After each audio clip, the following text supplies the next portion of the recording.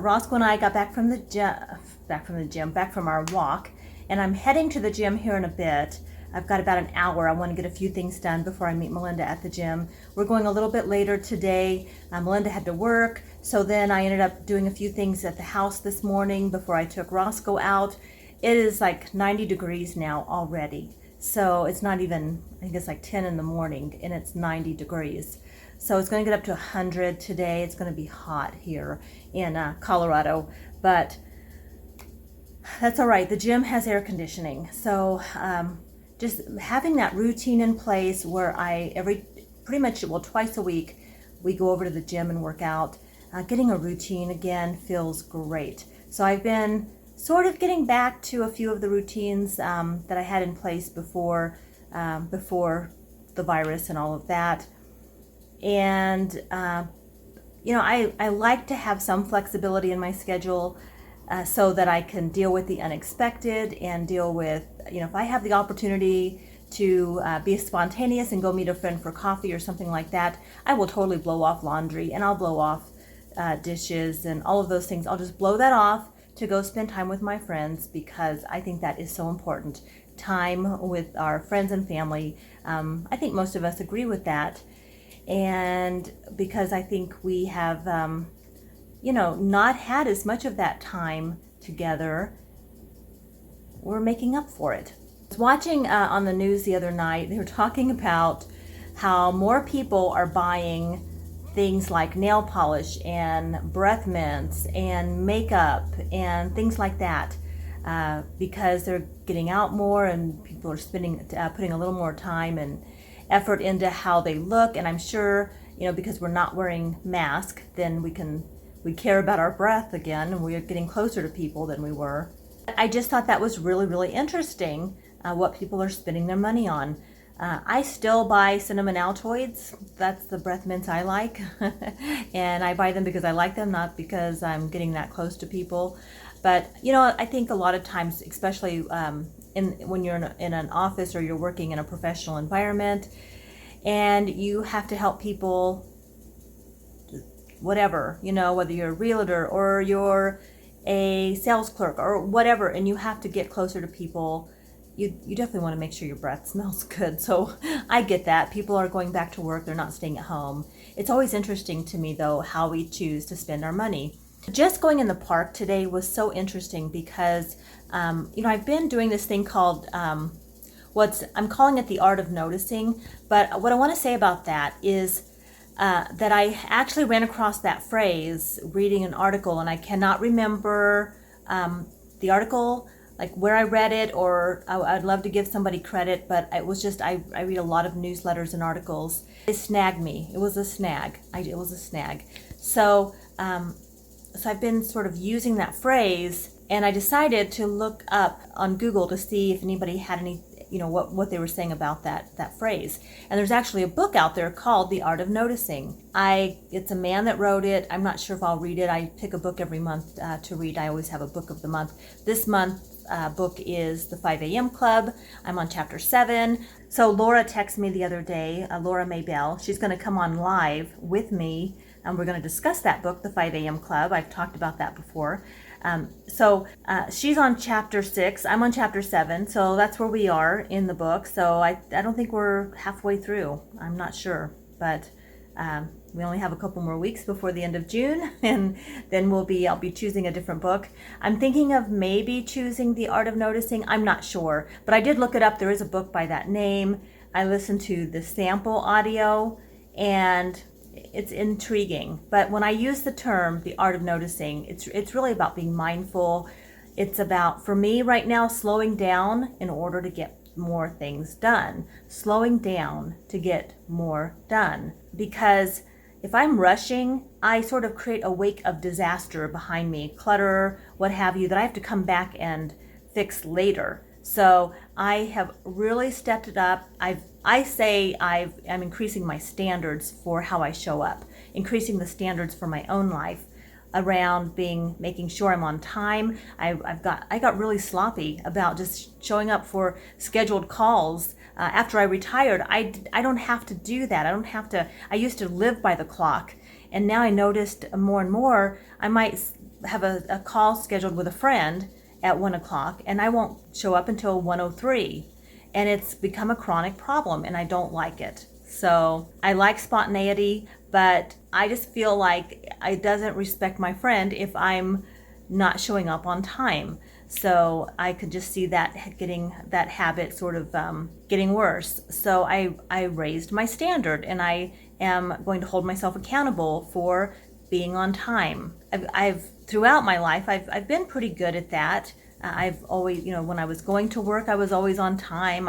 Being on time has always been important to me. But I did notice lately, I've been slacking, and it was time to slow down in the morning and really think about what it is I have to do during that day, what my appointments are, what I want to get done before those appointments. And by appointments, usually nowadays, I just mean I have a lunch with a friend. I maybe have a doctor's appointment or a dentist appointment, or Rosco has a grooming appointment, those types of appointments, because I really don't have a lot of work-related appointments anymore. Any work that I do is freelance, or I'm doing stuff for my channel now, which is not a job. It's definitely a creative outlet, a labor of love, really, for me. So that's how I feel about it. And I just appreciate you guys so much supporting me in this process. I have learned, and I continue to learn so much about myself, and I share that with you. So I am gonna meet Melinda, go to the gym. I'll probably chat with you guys a little bit afterwards. I am still doing some decluttering in my home, but I don't know if I'm gonna be doing much of that today. I do have to catch up on a few projects. I'm doing laundry, stuff like that today, getting some chores caught up, getting caught up on some chores, things like that today. Noticing the things that have to be done on a regular basis and getting them done. I have been going through my makeup and things like that. One thing I noticed is I've changed the way that I do my morning routine. When I get up and I make my bed, I do my hair and makeup. I used to go into another bathroom in the house. I had all my stuff in there. And recently I've been moving that out on my dresser. Like I have a little space, a drawer on my dresser and a makeup mirror, and I've just been sitting there and doing it. And I just use our master bathroom. So because when the kids moved out, we had this bathroom. We have 3 bathrooms. So I just said, I'm going to take over the other bathroom. That way John and I each have our own bathroom. But it doesn't really work for me because it doesn't have natural lighting, which I don't like. And then it puts me a little bit, I'm a couple doors down from our bedroom then, and I like to be able to have everything there in front of me when I'm getting ready in the morning. Do my makeup, look and see what I'm going to wear for the day, streamlining my process. And it saves a lot of time when it comes to cleaning bathrooms. We only have one bathroom that we're really using. So that has helped, that's really helped. Just little things like that, just noticing where during the day I sort of trip over myself and my schedule, what's not working. I keep doing that. I keep tweaking stuff. That's why I always say I change things up quite a bit. It's because if I notice things are no longer working well, then I change them, my little routines. And, they change from season to season sometimes, because right now I have to get up and water the lawn. I don't always have to do that. And in the wintertime, that's something that changes with the season. In the wintertime, sometimes I have to shovel the snow, but our routines and our schedules, they change with the seasons, and we need to change with the seasons as well. So I'm doing a lot of that in this season of my life, a lot of changes going on. All right, guys, I'm gonna run, get a few chores done around the house. So one of the things that really sort of puts a kink in the hose in my life, in my day, is dinner time. When dinner comes along, if I have not unloaded the dishwasher and cleared my kitchen, it just seems like cooking dinner is so much more work than it is if I walk into a kitchen that is ready to cook in and load my dishwasher. It just feels better to me. I notice that, it maybe not for everyone, but I feel better if I take the time earlier in the day to just get the dishwasher unloaded and clear the canvas, if you will, clear the space so it's ready to be used the next time I need it. I don't like to leave a lot of clutter in the space. It just takes up room. It really does impact how I feel about cooking dinner, whether it should or not.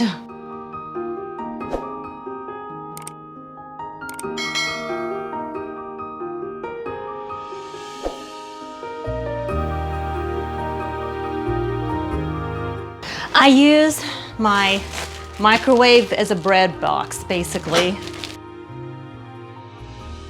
Now, I don't normally like to even use my microwave, but I do occasionally, and I did use it to heat up my soup today. So when I don't take the time to tidy up after myself and get that dishwasher unloaded and those dishes put away, it sort of creates this kink in my routine when it comes time to cook dinner, or a bottleneck situation, if you will. That little thing is something that just gets on my nerves just a bit, and it by itself is not that big of a deal. But when you add up all those little things that get to you throughout your day, every time you have to stop and look for something, all those little kinks in your day, they add up. And if you think about it, when we get really, really frustrated, a lot of times it's not just the one big thing. Sometimes those big things come up. You have to have room in your life to deal with those big things, that's for sure. If you want to make God laugh, tell him your plan. But dealing with these little things throughout our day clears up space and makes room. So when we do have those big things that come up, we have a little more bandwidth or a little more capacity to deal with it. And everybody's dealing with pretty big things these days. I'm all about doing what I can do, and this is one thing I can do. I am heading to the gym. I go to the gym twice a week for strength training, and then do cardio and other things about 3 times a week. 2 to 3 times a week. I don't always get that third one in, but it's one of the ways I declutter my body.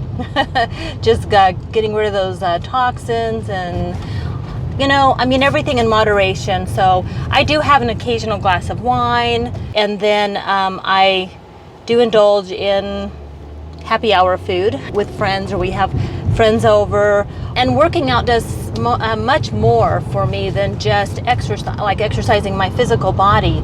It does clear my head. I've said that before. It's like, if I hadn't started working out in the gym after I turned 50, I think I would have been in therapy.